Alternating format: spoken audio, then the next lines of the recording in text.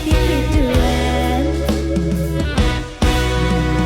Mas Parno sayang, kaya wis kaya wong gedongan. Mula saiki wis ra kelingan karo kowe sing dadekke